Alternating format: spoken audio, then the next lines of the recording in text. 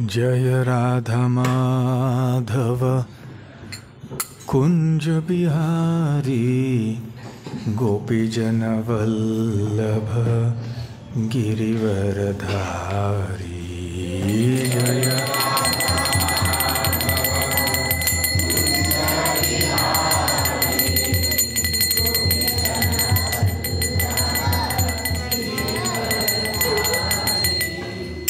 जय राधा माधव कुंज बिहारी गोपीजन वल्लभ गिरिवरधारी।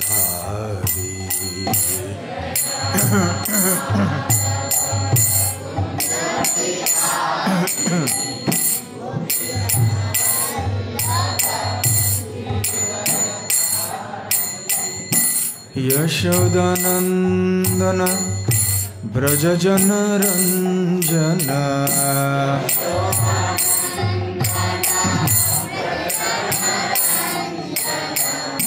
यशोदानंदन ब्रज जन रंजन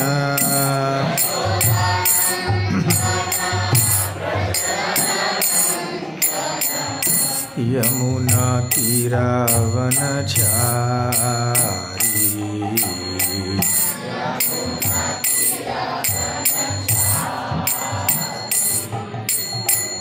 यमुना तीरावनचारी।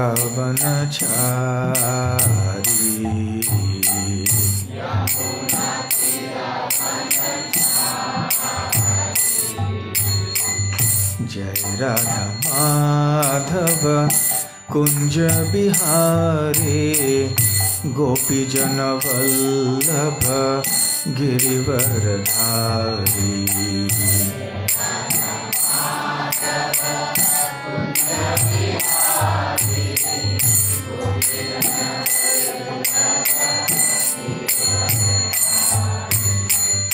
यशोदानंदन ब्रज जन रंजन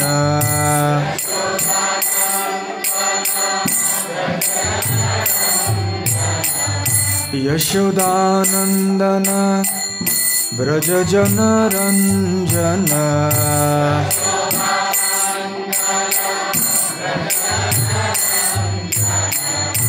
यमुना तीरावनचारी।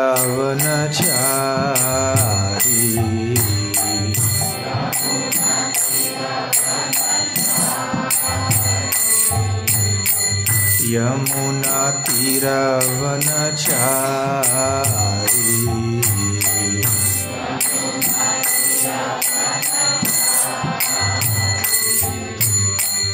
जय राधा माधव कुंज बिहारी गोपीजन वल्लभ गिरिवरधारी।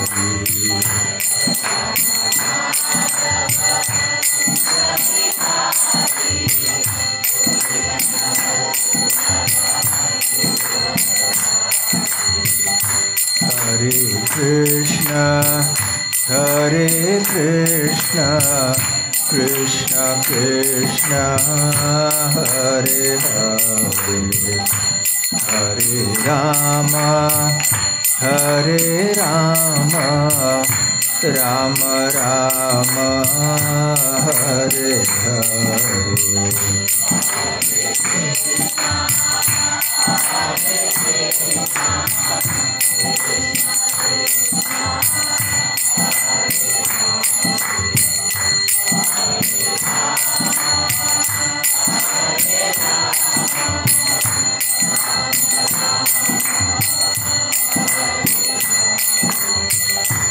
हरे कृष्ण कृष्ण कृष्ण हरे हरे हरे राम राम राम हरे हरे।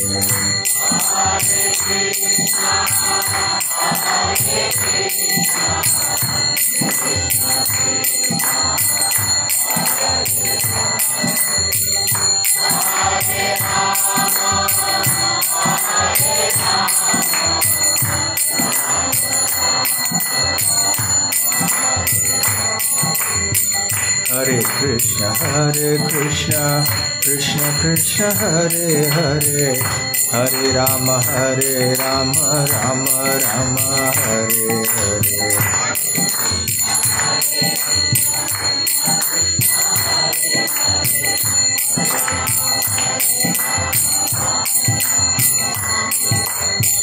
हरे कृष्ण कृष्ण कृष्ण हरे हरे हरे राम राम राम हरे हरे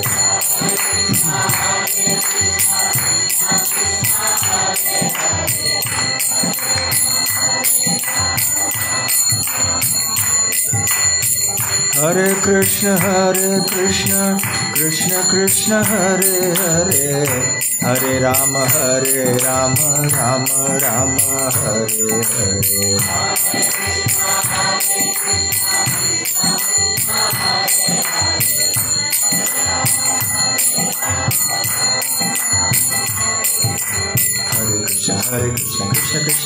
हरे हरे राम राम राम हरे हरे हरे कृष्ण कृष्ण कृष्ण हरे हरे हरे राम राम राम हरे हरे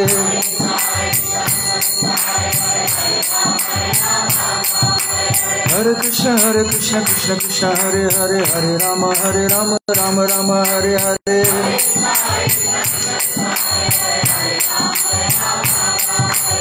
हरे कृष्ण कृष्ण कृष्ण हरे हरे राम राम राम हरे हरे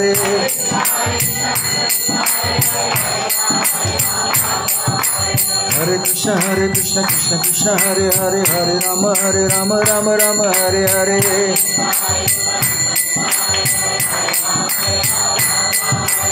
हरे कृष्ण कृष्ण कृष्ण हरे राम राम राम हरे हरे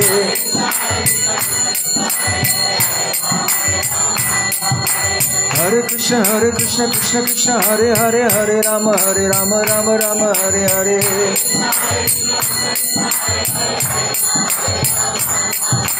हरे कृष्ण कृष्ण कृष्ण हरे राम राम राम हरे हरे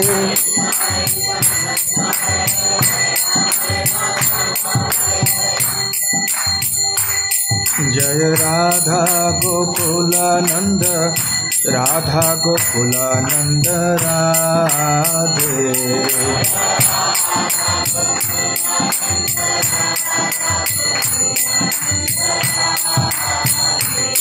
जय गौरानिताय जय गौरानिताय जय गौरानिताय जय गौरानिताय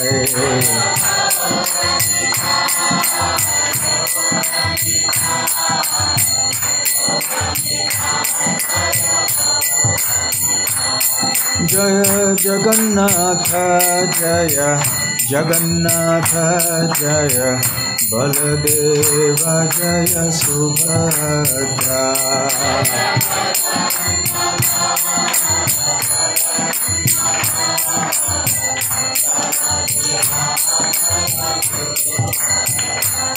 जय जय प्रभुपाद प्रभुपाद प्रभुपाद जय जय प्रभुपाद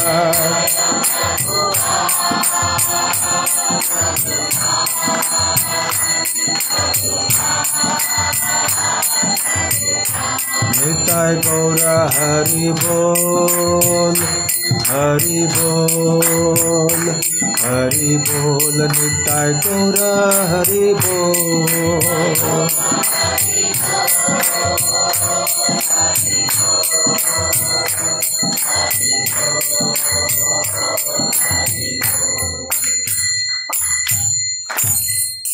जय ओम विष्णुपाद परमहंस परिव्राजकाचार्य अष्टोत्तर शत हिज डिवाइन ग्रेस अभय चरणारविंद भक्ति वेदांत स्वामी शील प्रभुपाद की जय अनंत कोटि वैष्णव वृंद की जय श्री श्री राधा गोकुलानंद की जय श्री श्री गौर निताय की जय श्री श्री जगन्नाथ बलदेव सुभद्रा मई की जय ग्रंथराज श्रीमद् भागवतम की जय निताय गौर प्रेमानंदे।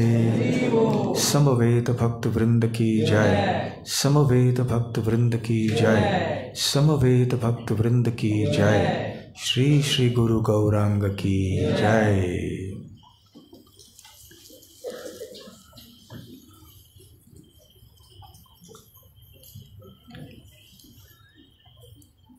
ओम नमो भगवते वासुदेवाय। ओम नमो भगवते वासुदेवाय। ओम नमो भगवते वासुदेवाय। नारायणं नमस्कृत्य नरं चैव नरोत्तमं देवीं सरस्वतीं व्यासं ततो जयमुदीरयेत्। नष्टप्रायेष्वभद्रेषु नित्यं भागवत सेवया भगवत्युत्तम श्लोके भक्तिर्भवति नैष्ठिकी।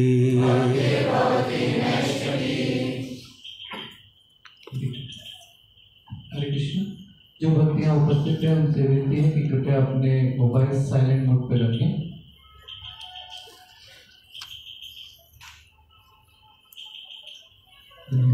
ग्रंथराज श्रीमद् भागवतम 10वां स्कंध 50वां अध्याय। कृष्ण द्वारा द्वारकापुरी की स्थापना। श्लोक संख्या 48।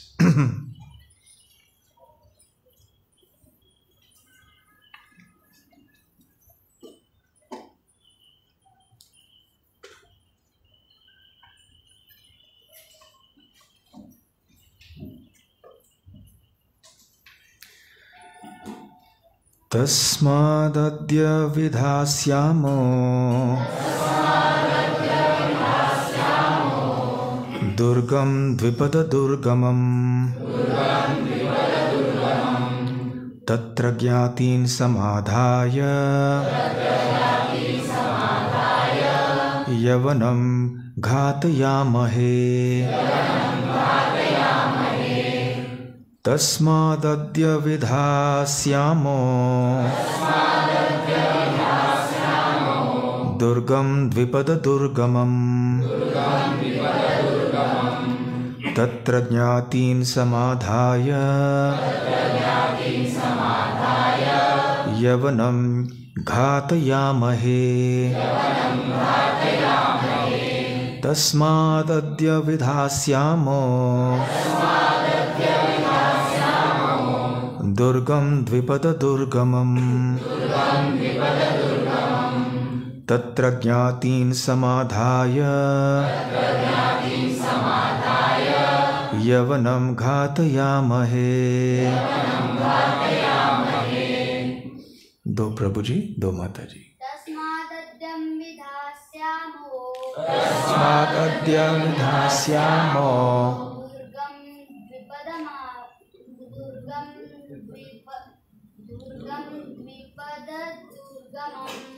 दुर्गम द्विपद दुर्गमम्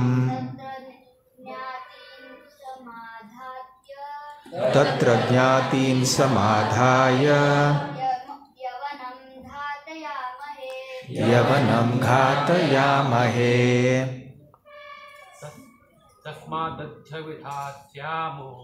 तस्मादद्य विधास्यामो दुर्गम विपद दुर्गमम् तत्र ज्ञातीन् समाधाय यवनं घातयामहे। तस्मादद्य विधास्यामो दुर्गम द्विपद दुर्गमम् तत्र ज्ञातीन् समाधाय यावनं घातयामहे। तस्मादद्य विधास्यामो दुर्गम द्विपद दुर्गमम् तत्र ज्ञातीन् समाधाय यवनं घातयामहे। तस्मात् इसलिए, अद्य आज, विधास्यामः बनाएंगे, दुर्गम किला, द्विपद मनुष्यों के लिए, दुर्गमम दुर्गम, तत्र वहाँ, ज्ञातीन अपने परिवार वालों को, समाधाय रखकर, यवनम बर्बर को, घातयामहे हम मार डालेंगे।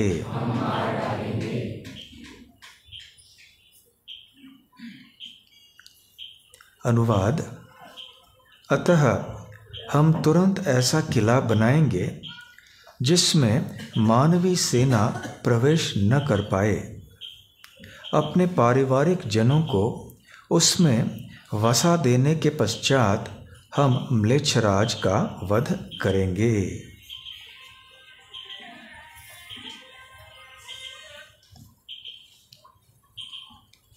ओम ज्ञानतिमिरान्धस्य ज्ञानाञ्जनशलाकया चक्षुरुन्मीलितं येन तस्मै श्रीगुरवे नमः। श्रीचैतन्यमनोभीष्टं स्थापितं येन भूतले स्वयं रूप कदा मह्यं ददाति स्वपदान्तिकम्। वन्देऽहं श्रीगुरो श्रीयुतपदकमलं श्रीगुरून् वैष्णवांश्च श्रीरूपं साग्रजातं सहगण रघुनाथान्वितं तं सजीवं साद्वैतं सावधूतं परिजनसहितं कृष्णचैतन्यदेवं श्रीराधाकृष्णपादां सहगण ललिता श्रीविशाखान्वितांश्च। नमो ॐ विष्णुपादाय कृष्णप्रेष्ठाय भूतले श्रीमते भक्तिवेदान्त स्वामिनिति नामिने। नमस्ते सारस्वते देवे गौरवाणी प्रचारिणे निर्विशेष शून्यवादी पाश्चात्य देशतारिणे। वाञ्छाकल्पतरुभ्यश्च कृपा सिन्धुभ्य एव च पतितानां पावनेभ्यो वैष्णवेभ्यो नमो नमः। जय श्री कृष्ण चैतन्य प्रभु नित्यानंद श्री अद्वैत गदाधर श्रीवासादि गौर भक्त वृंद। हरे कृष्णा कृष्णा कृष्णा हरे हरे, हरे राम राम राम हरे हरे। हरे कृष्णा। श्री श्री राधा गोकुल आनंद मंदिर में आप सबका पुनः हार्दिक स्वागत है। श्रीमद् भागवतम के दशम स्कंध के 50वें अध्याय की चर्चा पिछले कई दिनों से चल रही है। इस अध्याय का शीर्षक है कृष्ण द्वारा द्वारकापुरी की स्थापना। कल हमने ये देखा कि जब मगधराज अपनी सेनाओं को लेकर आए और मथुरा को घेर लिया तो श्री कृष्ण और बलराम अपने शंखों को बजाते हुए छोटी सी सेना साथ में लेकर बाहर निकल आए और उन्होंने पूरी तरह से जरासंध के सेना का विनाश कर दिया। अकेला जरासंध रह गया। बलराम जी ने जरासंध को बांधना शुरू कर दिया वरुण के पाश से और इस मर्त्यलोक के पाशों से भी, परंतु भगवान श्री कृष्ण ने उन्हें रोक दिया और जरासंध को मुक्त कर दिया। बहुत ही लज्जित होकर जरासंध अपने घर के लिए निकल पड़े।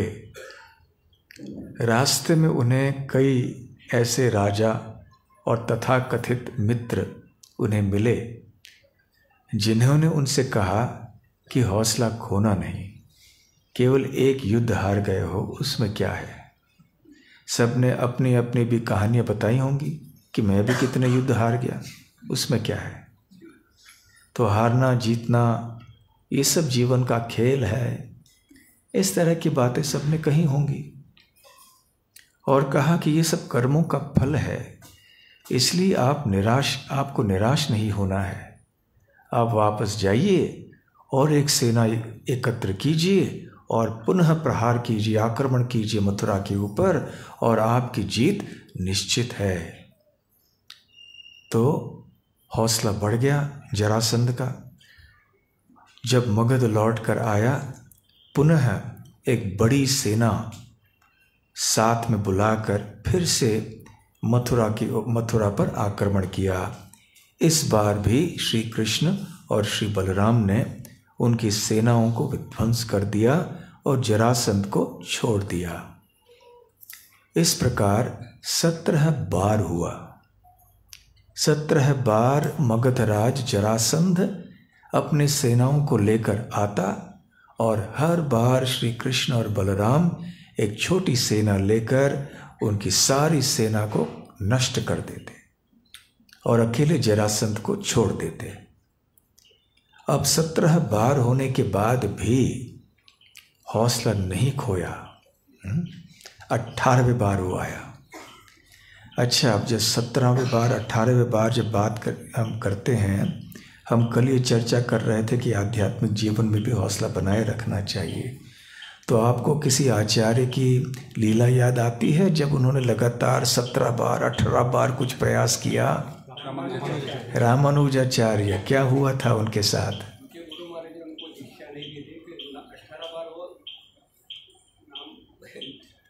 ठीक है, और स्पष्टीकरण कोई?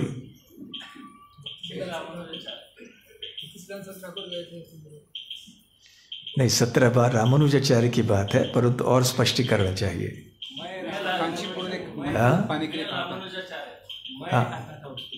रामानुजाचार्य उन्होंने अपने गुरु के पास एक मंत्र पाना चाहते थे। हाँ। उन्होंने कहा कि केवल बहुत ही योग्य व्यक्ति को दूंगा। हाँ। तो योग्य नहीं हो तो वापस जाते थे हर बार। जब रामानुजाचार्य को बताया गया, वो जानना चाहते थे सर्वधर्मान परित्यज्य माम एकम शरणम व्रज, इस भगवद गीता के श्लोक का तात्पर्य। ये बहुत गुह्यतम श्लोक है, ये तो जान गए थे, परंतु इसका गोपनीय तात्पर्य जानना चाहते थे। तो उनको बताया गया आप गोष्ठी पूर्ण के पास जाइए। तो बहुत दिनों तक चल के गोष्ठी पूर्ण के कुटीर में पहुंच गए। दरवाज़ा खटखटाया। कौन बोल रहा है? कौन है? मैं रामानुज हूँ। क्या चाहिए? तो उन्होंने बताया। फिर उन्होंने कहा अब नहीं दे सकता, और कभी। तो चले गए वापस। दूसरी बार आए, दूसरी बार भी यही हुआ, चले गए। फिर तीसरी बार आए, ऐसे 17 बार आए। उन्होंने भी हौसला नहीं खोया। अंत में रामानुजाचार्य को पता चला तो उन्होंने मैं रामानुज ऐसे नहीं कहा। उन्होंने क्या कहा? तमिल भाषा में अडियन का मतलब क्या है? तमिल भाषी को हमने पूछा। अडियन का मतलब है दास, आपका दास। जब उन्होंने सुना आपका दास, तब उन्होंने कहा ठीक है, आ जाओ। और फिर उन्होंने उनको मंत्र का अर्थ और उनको जो है वो पूरा बताया, गोपनीय बातें बताई और एक ऐसा मंत्र भी बताया जो उद्धार के लिए। तो खैर इस प्रकार से वो 18 बार गए। उन्होंने ये नहीं सोचा अरे ये बोल नहीं रहे हैं, चलो अभी क्या फ़ायदा, अभी हम तो दूसरा ही कुछ कर लेते हैं, ऐसे नहीं सोचा। तो खैर यहाँ आध्यात्मिक जीवन में भी हम देख सकते हैं कि ये जो दृढ़ता चाहिए, एक दृढ़ संकल्प चाहिए, वो कितना आवश्यक है। जब भौतिकतावादी व्यक्ति भी ऐसे कर सकते हैं तो फिर हम जो साधक हैं भक्ति के रास्ते में, हम क्यों नहीं कर सकते, ये प्रश्न उठता है। तो खैर 18वें बार फिर से जरासंध आ गया और ऐसे समाचार मिल गया मथुरा में कि बस आज या तो कल तक जरासंध अपनी सेना को लेकर पहुंचने ही वाला है। और उधर अचानक क्या हो गया, किसी दूसरे दिशा से काल यवन नाम का एक यवन, बर्बर बोलते हैं जो असभ्य जाति होते हैं, जैसे अंग्रेजी में बारबेरियन शब्द आता है, वो बर्बर से, जो असभ्य लोग हैं। तो असभ्य लोगों के जो एक राजा थे काल यवन, वो अपने लाखों बल्कि 3 करोड़ सैनिकों को लेकर आया, मथुरा को घेर लिया। उस समय भगवान श्री कृष्ण सोचने लगे और बलराम जी से उन्होंने विचार विमर्श किया कि अरे ये क्या हो गया। उधर जरासंध अपनी सेना को लेकर आने ही वाला है, आज नहीं तो कल, और यहाँ पर ये बर्बर राजा भी अपनी सेना को लेकर आया है। यदि हम दोनों और हमारी सेना को लेकर बाहर गए और इस यवन से हमने युद्ध कर लिया, तब तक यदि जरासंध आ जाए अपनी सेना को लेकर, तो जरासंध निश्चित ही हमारे प्रिय मथुरा वासियों को, यदुवंशियों को गिरफ्तार कर लेगा, पराजित कर लेगा, उनको हानि पहुंचाएगा। तो हमें क्या करना चाहिए। तो कल शाम तक हम यहाँ तक पहुँचे थे। तो आज का श्लोक जो है, इसमें श्री कृष्ण अभी अपने निष्कर्ष पर, अपने निर्णय पर पहुँचते हैं। वो क्या कहते हैं कि तुरंत हे बलराम जी, हमें एक किला, एक दुर्ग तैयार करना चाहिए जिसको कि कोई मानवीय शक्ति पार या छेद न कर सके। जैसे कि अयोध्या। अयोध्या का नाम क्या है, अर्थ क्या है, अयोध्य, योद्धा, जिसके विरुद्ध युद्ध नहीं किया जा सकता या युद्ध में जिसको पराजित नहीं किया जा सकता, अयोध्या। तो जो भी युद्ध करेगा इस अयोध्या के सामने वो टिक नहीं पाएगा। तो ऐसे कोई किला हमें बनाना है, हम बनाएंगे जिसको कि कोई मानवीय शक्ति पार नहीं कर पाएगी। तो हमारे परिवारजनों को हम वहाँ पे स्थापित कर देंगे उस किले में, और फिर इस बर्बर राजा को निपटा लेंगे, फिर उसकी हत्या कर लेंगे। तो इस प्रकार से अभी एक बहुत महत्वपूर्ण निर्णय लिया है श्री कृष्ण ने, और संपूर्ण कृष्ण लीला में ये एक महत्वपूर्ण मोड़ है। वृंदावन की लीलाओं में एक महत्वपूर्ण मोड़ आया। कब आया?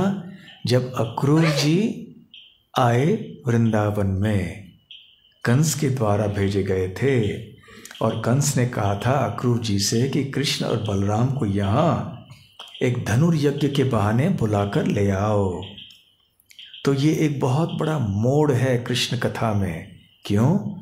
क्योंकि इस घटना के बाद अक्रूर जी के साथ श्री कृष्ण और श्री बलराम वृंदावन छोड़कर मथुरा चले गए प्रकट लीला में। अप्रकट लीला में तो वृंदावन में नित्य रूप से श्री कृष्ण और श्री बलराम निवास करते हैं, लीला करते हैं अपने पार्षदों के साथ।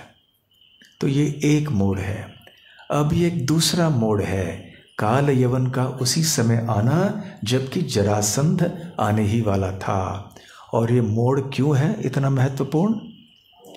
क्योंकि जिस प्रकार से अक्रूर के वृंदावन आने से यह निर्णय होना था कि श्री कृष्ण वृंदावन लीला समाप्त करके मथुरा लीला प्रारंभ करने वाले हैं, ठीक उसी प्रकार से इस घटना से अब यह निर्णय हुआ कि मथुरा लीला समाप्त करनी थी श्री कृष्ण को और द्वारका लीला प्रारंभ करनी थी। तो जिस किले का उल्लेख यहाँ पर श्री कृष्ण कर रहे हैं वो द्वारका है। तो द्वारका एक दुर्ग है, तो ऐसे जो कि कोई मानवीय शक्ति जिसको पार नहीं कर सकती। तो भगवान कृष्ण को अपने स्वजनों की बहुत चिंता होती है। तो स्वजन कौन होते हैं? केवल उनके रिश्तेदार नहीं परंतु उनके भक्त भी। तो उनके भक्तों को कभी कभी स्वजन कहा जाता है, हरिजन कहा जाता है, हरि के जन।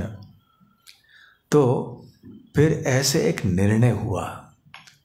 तो श्री कृष्ण ने अब सोचा द्वारका लीला प्रारंभ करने का समय आ गया और ये बर्बर राजा काल यवन एक निमित्त था। वैसे भगवान श्री कृष्ण एक कार्य में अनेक उद्देश्यों की पूर्ति करते हैं। तो उन्होंने शिव जी के वरदान को भी रखा, नारद जी के मान को भी रखा और अपनी इच्छा को भी पूर्ण की और साथ साथ में काल यवन आदि इन सब का उद्धार किया। और आगे चल के देखेंगे और कौन से एक राजा का उद्धार भी किया। इस रहस्य का खुलासा आज नहीं होगा, कल होगा। तो खैर बहुत चीज़ें भगवान श्री कृष्ण को करने की इच्छा थी। तो फिर शुकदेव गोस्वामी कहते हैं, इति सम्मंत्र्य भगवान दुर्गम द्वादश योजनम अंतः समुद्रे नगरम कृत्स्नाद्भुतम अचीकरत। इति सम्मंत्र्य अर्थात विचार विमर्श करके भगवान।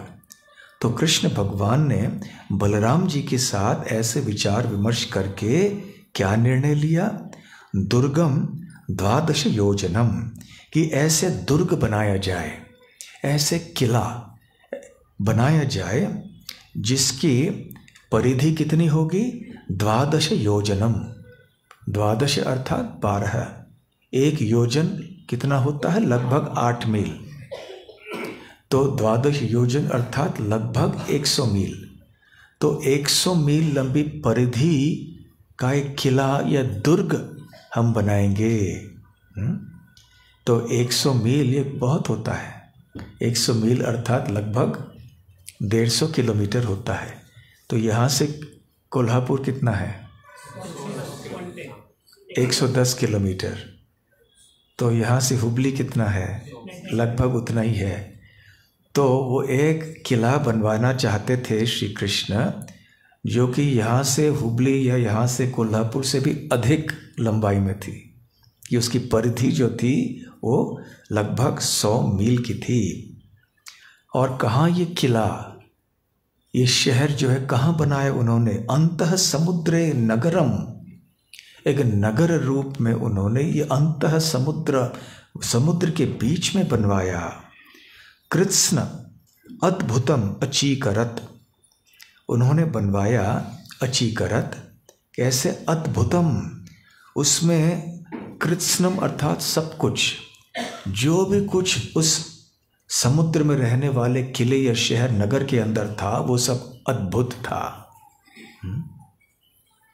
तो ऐसे एक नगर की स्थापना भगवान के आदेश से हो गई। कहाँ? मथुरा और कहाँ? द्वारका, है ना। आप सब भूगोल जानते हैं ना, भारत का भूगोल तो जानते हैं, नक्शा तो भारत का देखा है आपने। आपको पता है कि मथुरा कहाँ है और द्वारका कहाँ है। तो क्या ये भगवान के लिए कठिन है करना? भगवान ने तो अपने भक्तों को आदेश दिया, देवगण तो उनकी सेवा के लिए तत्पर रहते हैं। अब आगे आने वाले 4 श्लोकों में शुकदेव गोस्वामी वर्णन करने वाले हैं कि द्वारका के अंदर किस प्रकार की व्यवस्था थी, कौन सी सुविधाएं थी वहाँ पर, किस प्रकार से यहाँ के रास्ते थे और किस प्रकार से ये शरीर सजाया हुआ था इत्यादि। दृश्यते यत्र ही त्वाष्ट्रम विज्ञानम शिल्प नैपुणम। त्वाष्ट्रम अर्थात त्वष्टा अर्थात विश्वकर्मा। विश्वकर्म जो है ये देवताओं के अभियंता हैं या वास्तुकार हैं। अभियंता अर्थात इंजीनियर, वास्तुकार अर्थात अंग्रेजी में कहते हैं आर्किटेक्ट। तो देवताओं को जब भी कुछ बनाना होता है तो उनके लिए भी तो कोई अभियंता या वास्तुकार चाहिए ना, तो विश्वकर्म कर लेते हैं। तो विश्वकर्म को आदेश दिया गया कि आप बनाइए इस नगर को, समुद्र के बीच में आप इसका निर्माण कार्य कर दीजिए। और हरिवंश में, हरिवंश पुराण, इसमें कहा गया है कि विश्वकर्म ने इस नगर की स्थापना एक दिन में कर ली। ये कोई बड़ी आश्चर्य की बात नहीं है। ये सब देवलोक का तकनीकी विज्ञान है। आजकल भी यहाँ पर ऐसे तकनीकी ज्ञान बढ़ गया है कि ऐसे बड़े बड़े इमारतों को 5 दिन में खड़ा कर देते हैं।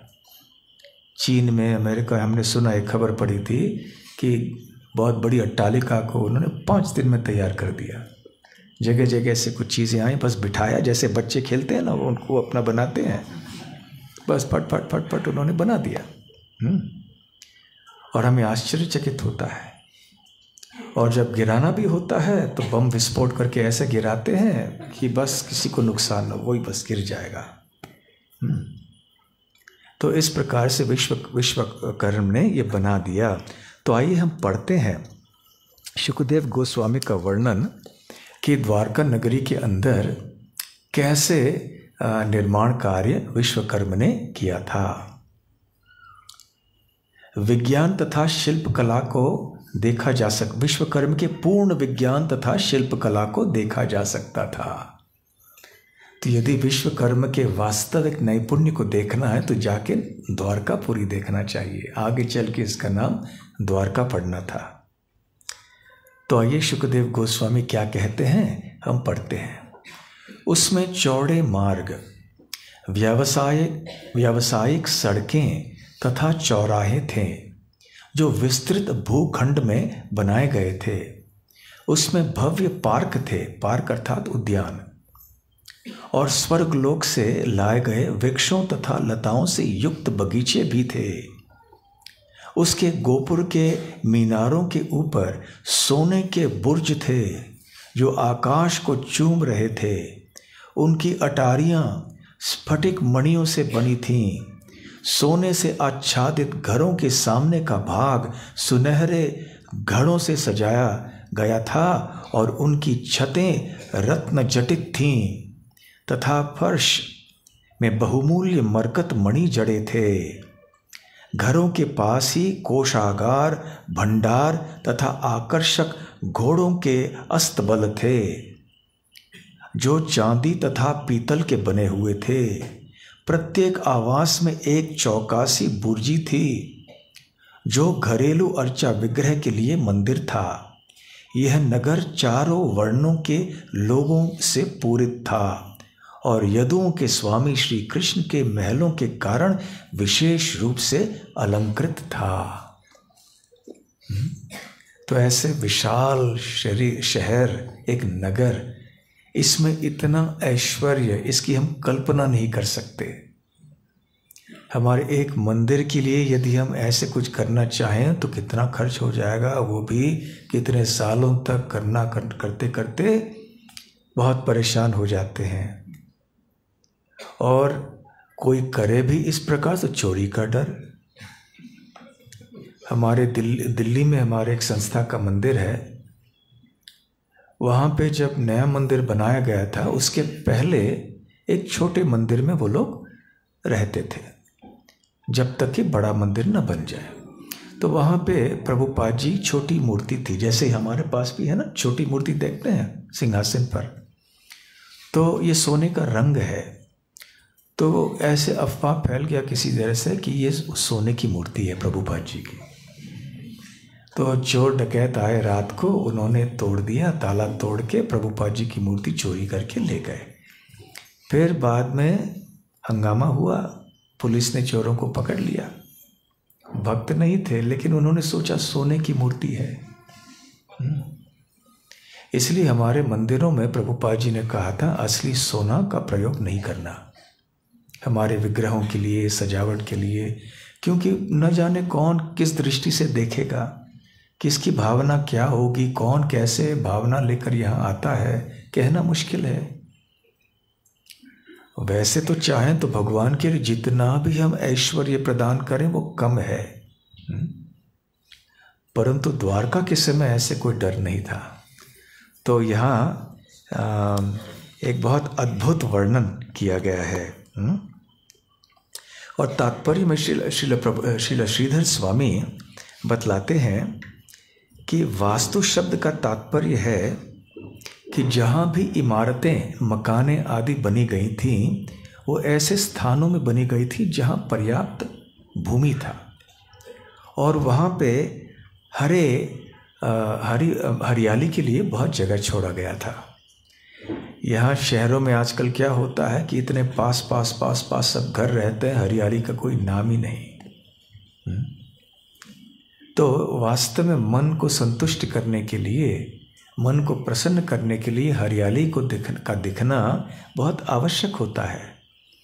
इसलिए जो वास्तुकार आदि होते हैं, जो शहरों का निर्माण आदि करते हैं, विशेष रूप से आप देखेंगे विदेशों में ये बहुत ख्याल रखते हैं।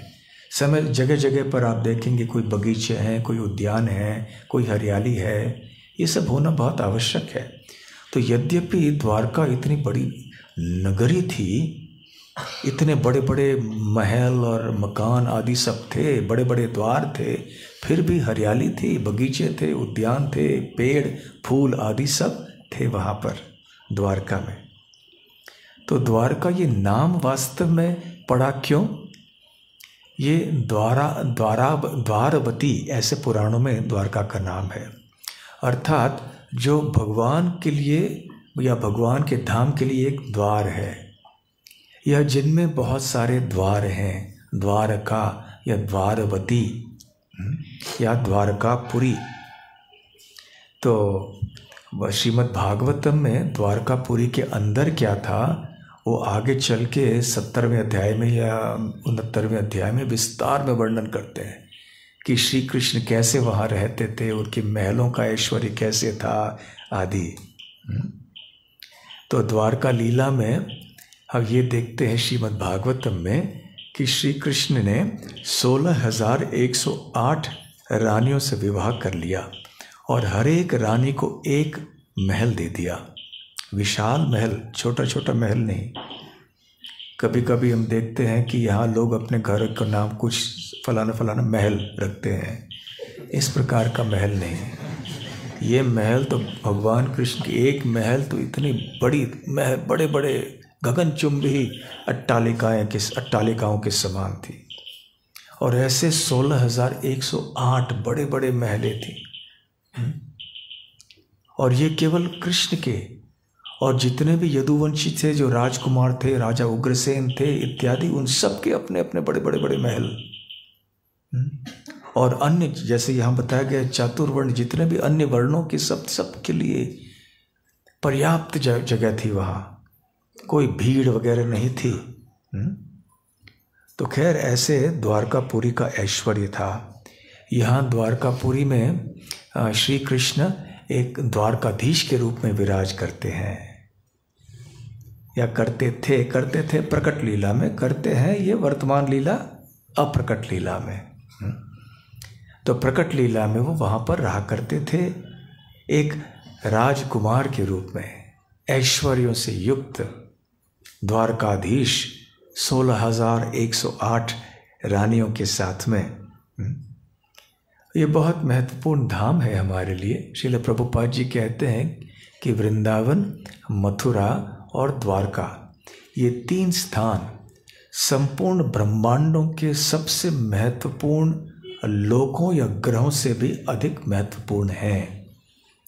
जैसे हमारे ब्रह्मांड में आप देखिए कितने महत्वपूर्ण बड़े बड़े लोक हैं, जैसे कि स्वर्ग लोक है, या महर लोक, जनलोक, तपलोक, यहाँ तक कि ब्रह्मा जी का लोक, सत्यलोक, ये तो बहुत महत्वपूर्ण है ब्रह्मांड के भीतर, परंतु ये मथुरा, द्वारका और वृंदावन ये सबसे महत्वपूर्ण, सबसे अधिक महत्वपूर्ण है।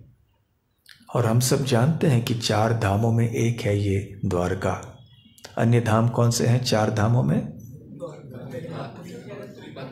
बद्रीनाथ, जगन्नाथपुरी, रामेश्वरम और द्वारका। तो ये 4 धाम भारत में हैं। तो ये 4 पुरी माने जाते हैं, बहुत महत्वपूर्ण है। तो खैर अभी वैज्ञानिकों ने एक ऐसे बहुत सी चीज़ें ढूंढ निकाली हैं समुद्र के भीतर। आज जहाँ द्वारका एक शहर है, तो उसके तट से जो समुद्र लगता है, वहाँ उस समुद्र के बीच में नीचे वैज्ञानिकों ने ऐसे चीज़ों को ढूंढ निकाला है जिससे ये स्पष्ट ज्ञात होता है कि वहाँ पहले एक शहर था। अक्सर क्या होता है आधुनिक काल में, विशेष करके लोग इन चीज़ों को काल्पनिक समझते हैं, इनकी ऐतिहासिकता पर शक या संशय करते हैं। वो कहते हैं कि ये सब ऐतिहासिक स्थान नहीं है, कृष्ण ऐतिहासिक व्यक्ति नहीं है, ये ऐतिहासिक घटनाएं नहीं हैं। परंतु ऐसा नहीं है। वास्तव में हमारे लिए, क्योंकि हम सब भक्त हैं, शास्त्रों के वचन ही पर्याप्त हैं। हमें और किसी प्रत्यक्ष प्रमाण की आवश्यकता नहीं पड़ती ये विश्वास करने के लिए कि द्वारका था और श्री कृष्ण थे और वहाँ पर रहते थे, और जो भी श्रीमद् भागवतम में वर्णन है उसको हम सत्य मानते हैं, तनिक भी संशय नहीं करते। भले वो हमारे बुद्धि में बैठे भी नहीं कभी कभी, जैसे 5वें स्कंद में संपूर्ण ब्रह्मांड का वर्णन है, हमें समझना इन चीज़ों को बहुत मुश्किल है, फिर भी हम मान लेते हैं क्योंकि ये वेद वाक्य है। तो इस प्रकार से हमें कोई ऐसे प्रमाण आदि की आवश्यकता नहीं है कि कोई सबूत मिले, कोई समुद्र में कोई हमें एक शहर मिल जाए, ये हमारे लिए आवश्यक नहीं है। परंतु जो संशयात्मा हैं या जो ऐसे लोग हैं जिनकी श्रद्धा बहुत कोमल है, कमज़ोर है, तो जब उनको बताया जाता है कि देखो यहाँ समुद्र में ये प्रमाण पाया गया है, तो फिर उनकी श्रद्धा बढ़ जाती कि हाँ ये ठीक है, तो ऐसे हुआ था। नहीं तो वो सोचते हैं कि ये सब काल्पनिक चीज़ें हैं। तो ऐसे भारत के वैज्ञानिकों ने ऐसे काफ़ी कुछ ढूंढ निकाला है उसमें।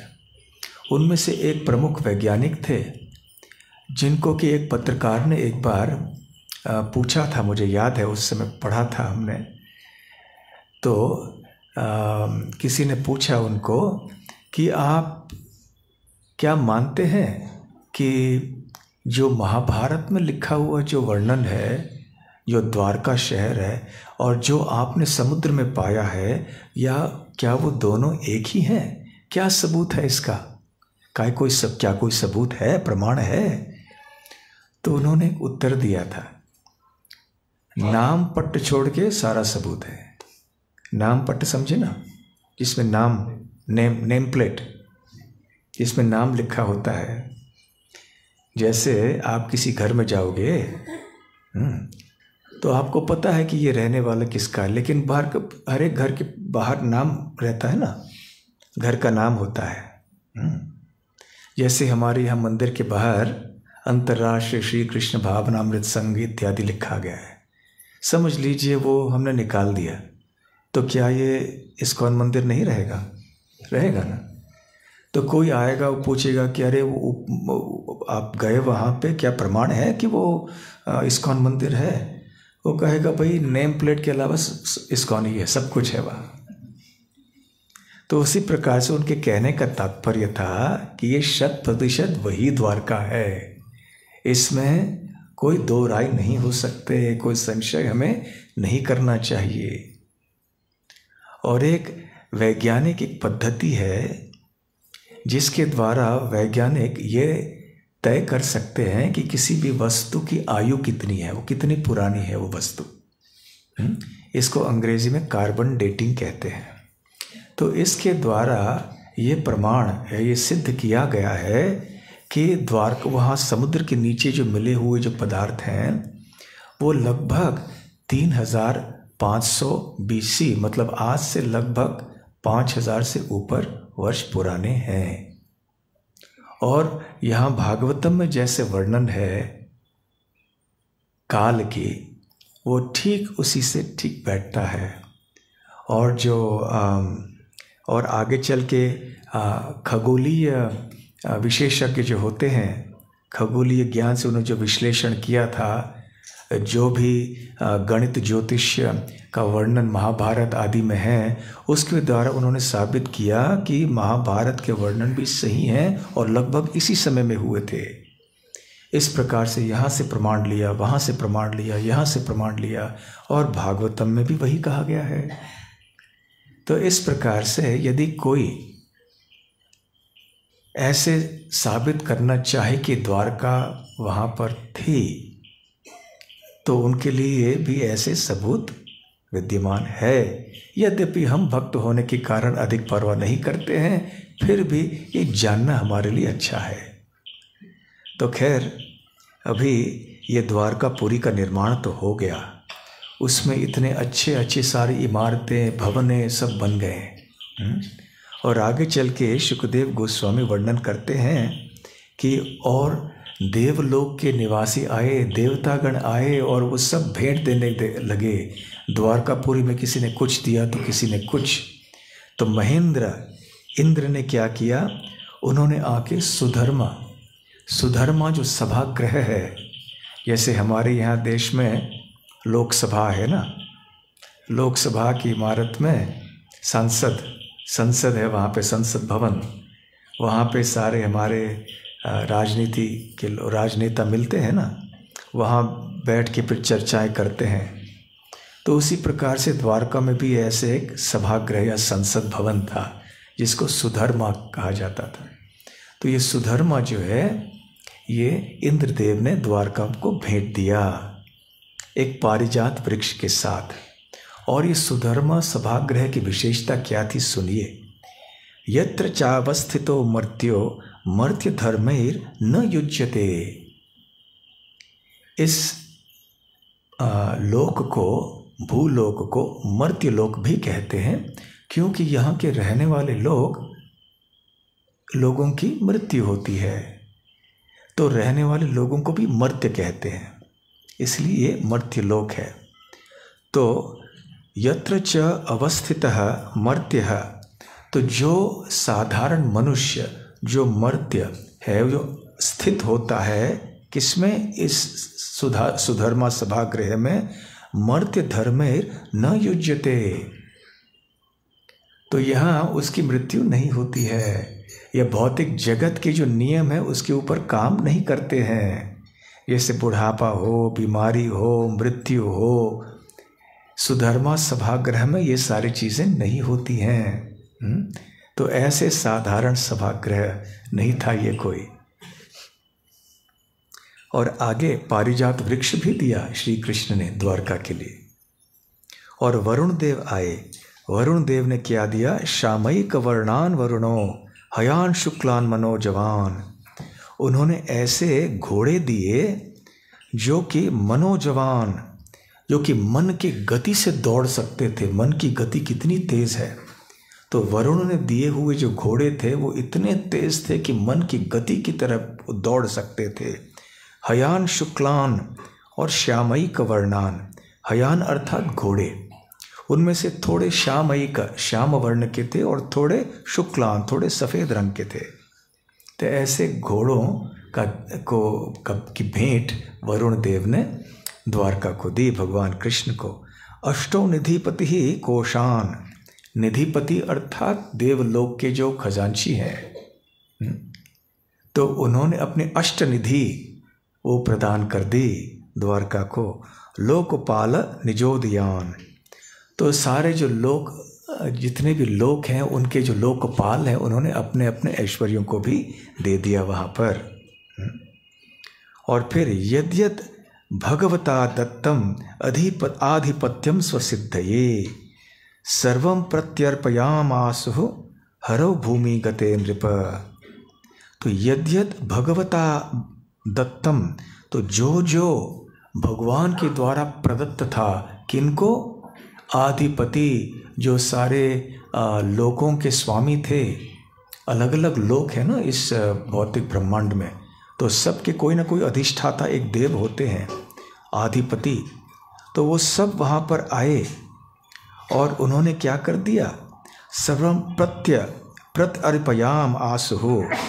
उन्होंने भगवान श्री कृष्ण को अपने जितने भी ऐश्वर्य थे वो प्रदान कर दिए। वो ऐश्वर्य उनको कहाँ से मिले थे? भगवान के द्वारा ही प्रदत्त थे। भगवान से उन्होंने ये ऐश्वर्य पाया था। अब द्वारका में भगवान को ही उन्होंने अर्पण किया। जैसे हम गंगा की पूजा करते हैं तो गंगा जल गंगा में अर्पण करते हैं। सूर्य देव की पूजा करते हैं तो दीप से सूर्य की उपासना करते हैं। तो हम जब भगवान श्री कृष्ण की सेवा करते हैं तो किन चीज़ों का प्रयोग कर सकते हैं? देखिए, हम अगरबत्ती अर्पण करते हैं, दीप हो, चामर हो, मोरपंख हो, जल आदि हो। ये सारे पदार्थ हमें कहाँ से मिलते हैं? पृथ्वी से ही मिलते हैं। और पृथ्वी किसने बनाई है? भगवान ने बनाई है। तो भगवान इस पृथ्वी के मालिक हैं, ब्रह्मांड के मालिक हैं, और इन्हीं वस्तुओं को लेकर हम भगवान की उपासना करते हैं, आराधना करते हैं। और क्या कर सकते हैं? हमारा तो कुछ है ही नहीं, सब कुछ भगवान का ही है।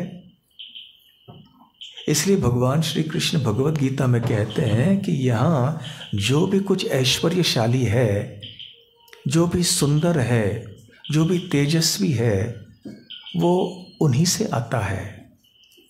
यद्यत् विभूतिमत् सत्वम श्रीमद् ऊर्जितमेव वा तत्तत् एवावगच्छत्वम मम तेजोंश संभवम।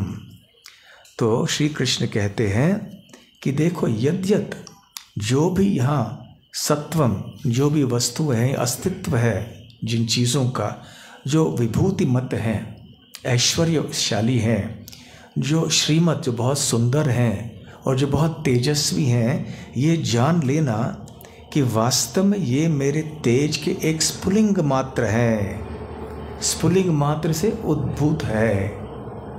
तो देवताओं की शक्ति, देवताओं का ऐश्वर्य इतना अपार है, हम इसकी कल्पना नहीं कर सकते। परंतु भगवान के लिए ये तो उनके ऐश्वर्य के स्फुलिंग से उद्भूत होता है।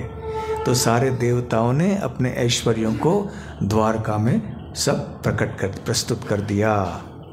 और फिर अद्भुत चीज़ हो गई, ध्यान से सुनिए। अब क्या हुआ? अब द्वारका शहर तो बन गया,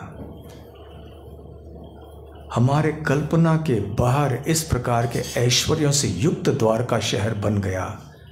परंतु कौन रहेगा उसमें? खाली शहर है।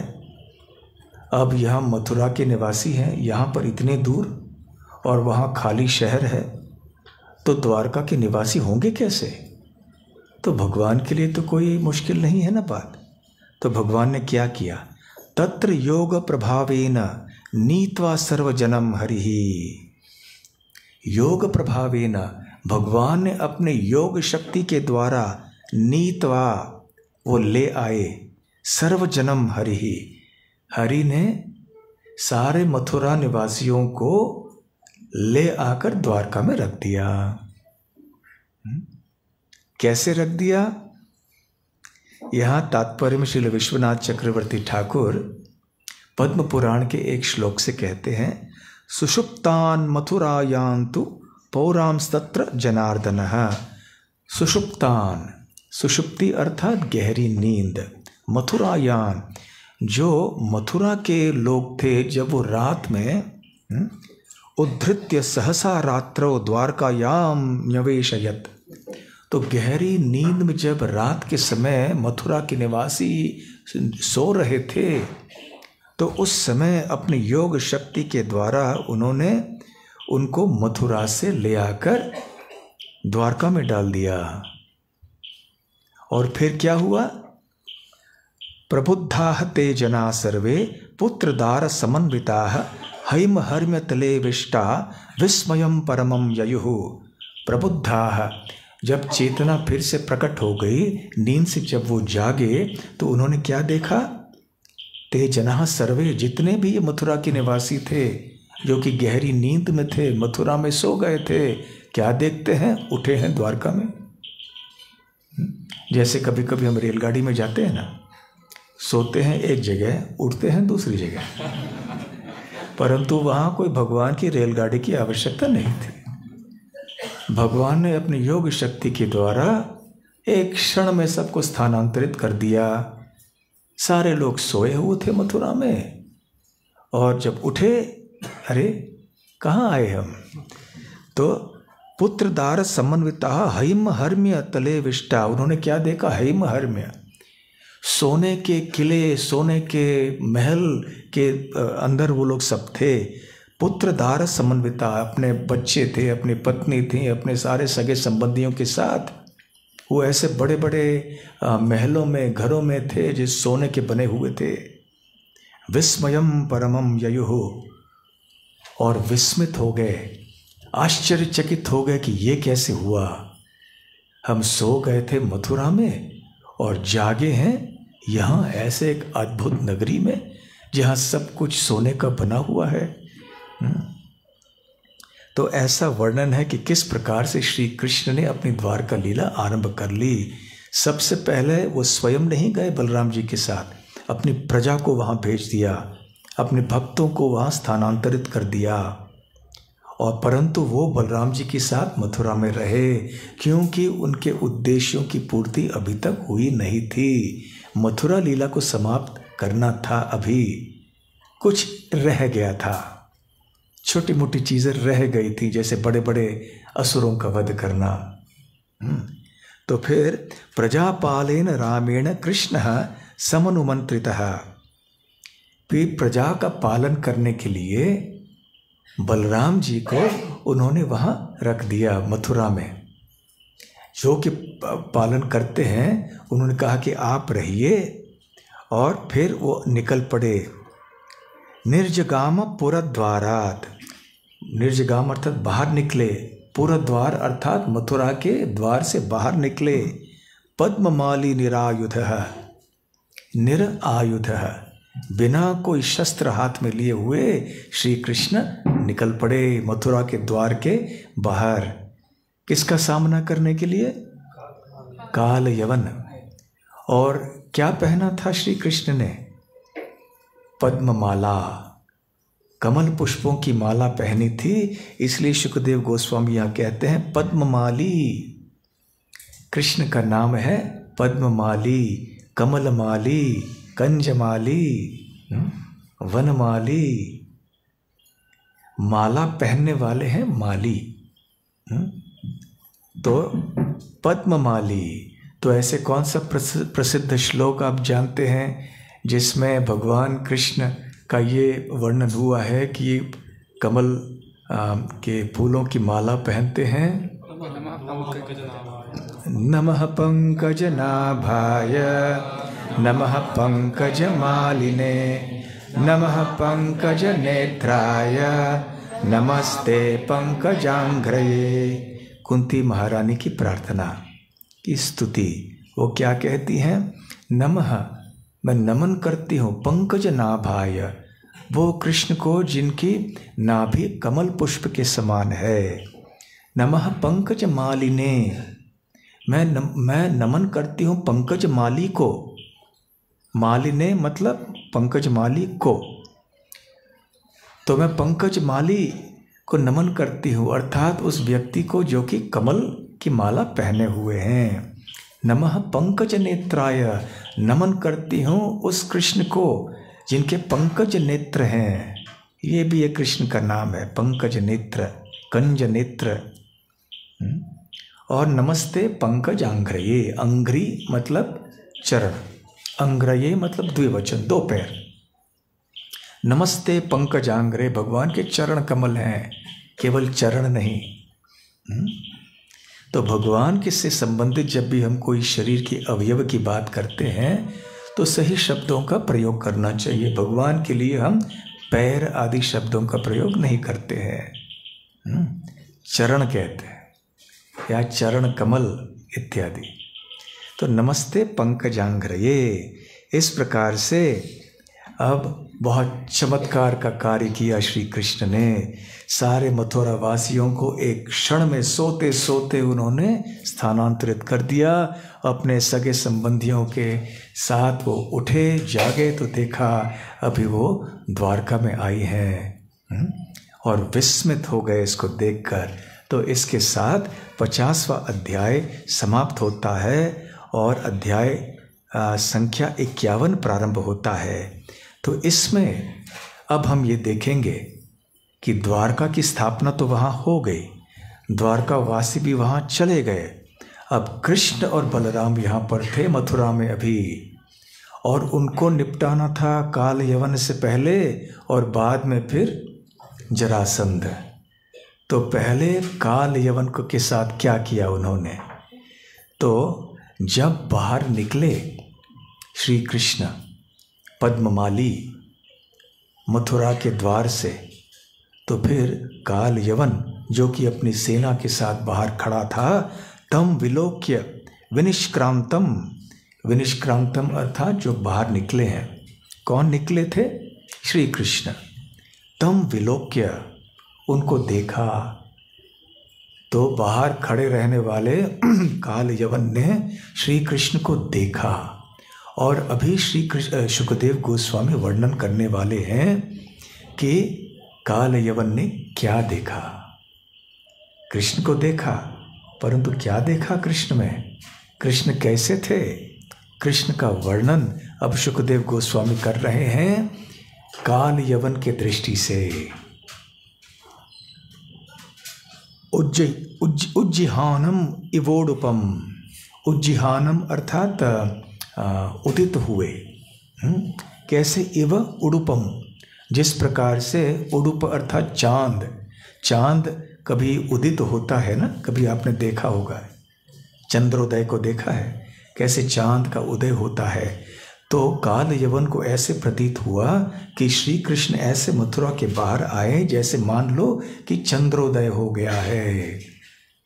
उडुप, उडुप अर्थात चांद। उडुप, चांद को उडुप क्यों कहते हैं? उडुपी जानते हैं ना, उडुपी। तो ये उडुप क्या है? उडु अर्थात जो तारे हैं, नक्षत्र, उनको उडु कहते हैं। प अर्थात पति। तो जो चांद है, चंद्र है, वो नक्षत्रों के स्वामी माने जाते हैं, मुख्य नक्षत्रों में से प्रमुख है। भगवद गीता में भी ऐसे भगवान कहते हैं। तो क्योंकि चंद्र नक्षत्रों में से प्रमुख है, इसलिए चांद को उडुप कहा गया है, नक्षत्रों के पति या स्वामी। तो जिस प्रकार से चंद्रोदय होता है वैसे श्री कृष्ण दिखाई पड़े। किसको? काल यवन को। दर्शनीय, दर्शनीय तमम श्यामम पीत कौशेय वाससम। दर्शनीय तमम, दर्शनीय अर्थात जो दर्शन करने योग्य हैं, जिनका दर्शन करना चाहिए हमें। जैसे श्रवणीय, श्रवणीय वस्तु कानों के लिए क्या होना चाहिए? केवल कृष्ण कथा, कृष्ण नाम। इससे अतिरिक्त और चीज़ों को श्रवण करने की आवश्यकता नहीं है, वो श्रवणीय नहीं है। उसी तरह से कीर्तनीय, बोलने वाले वस्तु कौन से हैं? कृष्ण नाम या कृष्ण कथा। तो ठीक उसी प्रकार से दर्शनीय कौन है या क्या है? भगवान का सुंदर रूप। तो बहुत सी चीज़ें हैं जो देखने के लिए सुंदर लगती हैं, देखने योग्य हैं, परंतु दर्शनीय तमम, दर्शनीय तमम मतलब दर्शनीय व्यक्तियों में से सबसे श्रेष्ठ, सबसे सुंदर, तरतम न्याय है। आप जानते हैं ना, दर्शनीय, दर्शनीय तर, दर्शनीय तम। जो दर्शनीय है, देखने योग्य है।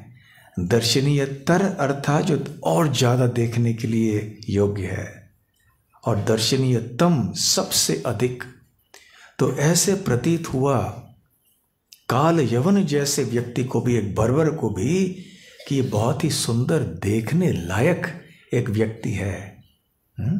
श्यामम, उनका वर्ण श्याम था, सांवले रंग के थे। पीत कौशेय वाससम, वाससम अर्थात उनके वस्त्र पीत रंग के थे, पीले रंग के थे। और किस चीज के बने हुए थे? कौशेय। कौशेय अर्थात रेशम। रेशम को कौशेय क्यों कहते हैं? कोश से निकलता है वो। तो इसलिए पीत कौशेय वाससम। तो भगवान के शरीर की कांति और वस्त्र का वर्णन करने के बाद अब उनके चेहरे और आभूषण आदि के वर्णन करेंगे। श्रीवत्स वक्षणम भ्राजत। तो उनके वक्ष स्थल पे श्रीवत्स का लक्षण था। श्रीवत्स एक बाल है जो भगवान के वक्ष स्थल पर रहता है, जो चमक रहा था। कौस्तुभ आमुक्त कंधरम। आमुक्त अर्थात जो आभूषित है। कंधर उनका गला, उनकी गर्दन। उनका गर्दन जो है वो कौस्तुभ मणि से अलंकृत था। पृथु दीर्घ चतुर्बाहुम। पृथु अर्थात चौड़े, दीर्घ अर्थात लंबे, चतुर्बाहुम। तो उनको चतुर्भुज भगवान का दर्शन हुआ, जिनकी भुजाएं बहुत चौड़े थीं और लंबे भी थे। नव कंज अरुण ईक्षणम। कंज अर्थात कमल। नव कंज अर्थात बहुत नया कमल, बहुत ताज़ा सुंदर कमल। अरुण ईक्षणम। अरुण अर्थात लाल, जैसे अरुणोदय होता है ना। ईक्षणम अर्थात आँखें। तो भगवान कृष्ण की आँखें कैसे थी? एक नए लाल कमल के समान रंग उनकी आँखों का था, वो खिले हुए थे। सूर्योदय के बाद सूरज का रंग कैसा होता है? पीला सा हो जाता है। लेकिन सूर्योदय के पहले जब अरुणोदय होता है उस समय सूरज का रंग कैसे होता है? हल्का लाल सा होता है। तो वो है अरुण। इसलिए सूर्योदय और अरुणोदय में थोड़ा हल्का अंतर होता है। तो नव कंज अरुण ईक्षणम नित्य प्रमुदितम श्रीमत सुकपोलम शुचि स्मितम। तो मुखारविंदम बिभ्राणम स्फुरन मकर कुंडलम। अब उनके मुखारविंद का वर्णन कर रहे हैं। मुखारविंदम कैसे था उनका मुखारविंद? अब याद रखिए, कौन देख रहा है? काल यवन देख रहा है। बहुत ध्यान से देख रहा था कौन बाहर आएगा। तो ध्यान से देख रहा था, भाग्यशाली व्यक्ति देख पाया। तो नित्य प्रमुदितम, उनका चेहरा कैसे था? नित्य प्रसन्न। भगवान श्री कृष्ण का चेहरा जो है, मुखारविंद जो है, सदैव प्रसन्न रहता है। श्रीमत और तेजस्वी प्रकाशमान चमक रहा था उनका चेहरा। सुकपोलम, और उनके जो कपोल हैं, उनके गाल हैं, वो भी बहुत सुंदर लग रहे थे। शुचि स्मितम, हल्की मुस्कान थी, स्मित हास्य था उनके मुखारविंद के ऊपर। बिभ्राणम मुखारविंदम, तो अपने मुखारविंद में उन्होंने ये दर्शाया था ये सब चीज़ें। स्फुरन मकर कुंडलम, तो कानों में मकर कुंडल था जो चमक रहे थे। अब अपने ही आप मन में सोचने लगा काल यवन। ये सुंदर दृश्य भगवान कृष्ण का देखा। अब ये सोचने लगा, क्या सोचने लगा? वासुदेवो ही अयम इति पुमान। ये व्यक्ति वासुदेव इति, ये निश्चित ही वासुदेव ही है। श्रीवत्स लांछनः, क्योंकि उसने उसके चिन्ह श्रीवत्स का है वक्षस्थल के ऊपर। चतुर्भुजो अरविंदाक्षः, उसके चतुर्भुज हैं और उसकी आंखें कमल के समान हैं। अरविंद अक्ष, अक्ष मतलब आंखें, अरविंद अर्थात कमल। वनमाली अति सुंदर, वनमाला पहनी हुई है और बहुत सुंदर है। लक्षणै नारद प्रोक्तै ही, ये सारे लक्षण जो मैं देख रहा हूँ, नारद मुनि ने भी ऐसे ही लक्षण मुझे बताए थे कि जब जाओगे तो ऐसे देखोगे श्री कृष्ण को। आपको याद होगा, हमने कल चर्चा की थी कि नारद जी थे जिन्होंने कि काल यवन को यहाँ भेजा था। क्यों भेजा था? काल यवन को बहुत घमंड हुआ था अपने शक्ति का। शक्ति कहाँ से पाई थी? शिव जी की उपासना करके, बहुत घोर तपस्या करके, और ऐसे एक वरदान पाया था कि मैं यदुओं के लिए भयानक डर का कारण बन जाऊं, और इसलिए जहां भी वो जाता कोई उसका सामना नहीं कर सकता था, इतना शक्तिशाली था वो। फिर ऊब कर वो नारद जी के पास आया कि बताइए आप कि मुझसे सामना करने वाला व्यक्ति कौन है यहाँ पर। तो नारद जी ने कहा सीधे जाओ, मथुरा जाओ, वहाँ पे यदुवंशी हैं, तुम्हें तो बिल्कुल योग्य है तुम्हारा सामना करने के लिए। वहाँ कृष्ण हैं, बलराम हैं। तो दोनों का विस्तार में वर्णन नारद मुनि ने किया और ध्यान रखा काल यवन ने, क्योंकि पहचानना चाहिए ना कौन हमारा शत्रु है, किससे युद्ध करना है, किससे नहीं करना है। तो लक्षणे नारद प्रोक्त ही, अपने मन ही मन काल यवन ऐसे सोच रहा है, बिल्कुल वैसे ही लक्षण है इस व्यक्ति के जो कि नारद मुनि ने कहा था। इसलिए निश्चित ही ये वासुदेव कृष्ण है, न अन्यः भवितुम अर्हति, और कोई नहीं हो सकता। निरायुधश्चलन पदभ्याम, ये व्यक्ति वासुदेव वो मथुरा के बाहर आया है बिना कोई आयुध के, बिना कोई शस्त्र के, और पदभ्याम चल के आया है, पैदल आया है। युद्ध से अनेन निरायुधः, इसलिए मैं भी इससे युद्ध करूंगा बिना कोई शस्त्र लिए हुए। मैं भी खाली हाथ जाऊंगा इसके सामने। वो खाली हाथ आया है तो मैं भी खाली हाथ जाऊंगा और इसके साथ युद्ध करूंगा। तो पूरी तरह से अब हौसला बढ़ गया था, उत्साहमय अवस्था में युद्ध करने के लिए काल यवन सामने आया। उधर से श्री कृष्ण बाहर निकल रहे थे और अचानक क्या हो गया, इति निश्चित्य यवनः, ऐसे निश्चय करके जब ये यवन आगे चल रहा था, प्राद्रवत्तम परान्मुखाम अन्वधावज जिघृक्षुस्तम दुरापम अपि योगिनाम। तो वहां जो सामने जिनसे वो युद्ध करना चाहता था वो क्या कर रहे थे, प्राद्रवत्तम, वो भाग रहे थे। कैसे, परान्मुखान, परामुखन, अपने मुख को दूसरी ओर करके भागे जा रहे थे। तो गुस्सा आया काल यवन को, अरे हमने सामने युद्ध करना चाहिए, क्षत्रिय को थोड़ी ऐसे भागना चाहिए युद्ध भूमि से। ये सामने तो आया वासुदेव, परंतु जैसे मैं सामने आया पीठ दिखाकर भाग गया। प्राद्रवत्तम परान्मुखम अन्वधावज, इसलिए अनुधावज, अनु अर्थात पीछे पीछे जाना, अनुस्मरण, अनु ये शब्द हम बहुत बार सुनते, अनुधावज। तो काल यवन को गुस्सा आया, उस वासुदेव कृष्ण के पीछे पीछे भागने लगा। जिघ्रेक्षुष, क्यों, उसको पकड़ने के लिए। उनको किनको पकड़ना चाहता था, कृष्ण को, जो कि दुरापम अपि योगिनाम, जिनको योगियों को द्वारा भी पकड़ा जाना असंभव है, बहुत कठिन है, ऐसे श्री कृष्ण को भागते भागते पकड़ना चाहता था मूर्ख काल यवन। तो जैसे जैसे पीछा करने लगा काल यवन कृष्ण का, फिर आगे चल के क्या हुआ, काल यवन पकड़ पाए कि नहीं कृष्ण को, पकड़ पाए तो क्या हुआ, नहीं पकड़ पाए तो क्या हुआ, और कृष्ण भागे क्यों। पहली बार ऐसे हम वर्णन सुनते हैं कि श्री कृष्ण ने अपना पीठ दिखाया युद्ध में और भाग गए वहां से, और उनका शत्रु पीछा कर रहा है भाग के, रोको रोको।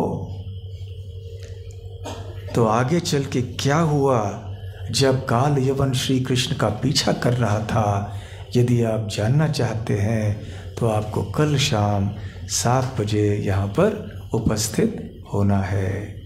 हरे कृष्ण कृष्ण कृष्ण हरे हरे, हरे राम राम राम हरे हरे।